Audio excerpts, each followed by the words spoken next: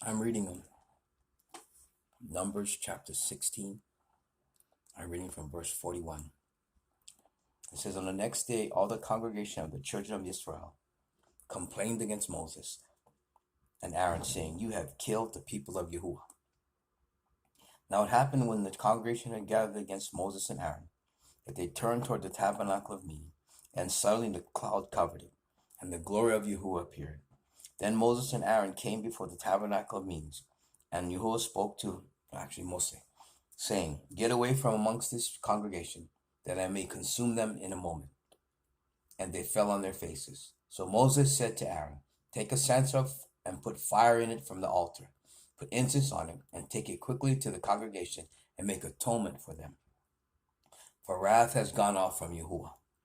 The plague has begun. Then Aaron took it as Moses commanded, and ran in the midst of the assembly, and already the plague had begun among the people. So he put in the incense, and made atonement for the people. And he stood between the dead and the living, so the plague was stopped. Now I'm speaking to you believers who have conceded, who said, this is the way it's going to be, and this is what's happening in the end days, and all these plagues and all these catastrophes and all these disasters and all these social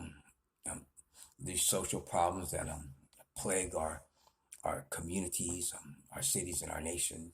And you guys have just given in and said, "Que sera, sera, whatever shall be, shall be." But back in the day, Moses and Aaron, Moses was a type of Messiah, and Aaron was a type of a high priest. He's a high priest. They didn't just concede when the Father said. The Father told them, move aside, because I'm going to kill all these people. And instead of them saying, oh yeah, I guess que sera, whatever shall be, they dug in and began to pray. When it says they took fire from the altar, with incense. Incense is a type of prayer. So they began to pray. And the Bible says they stood between the living and the dead, and the plague stayed.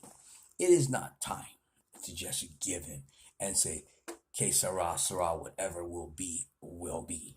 Let the Spirit of the Lord move upon you and begin to stand between the living and the dead. But first of all, check yourself. Why would you just concede? What spirit are you of? Who have you been following that'll tell you to just let it be, man? That's just what's going to happen. Let them die. It's tough love. What spirit are you listening to? Because these people, Moses and Aaron even stood. The Father said he's going to kill these people.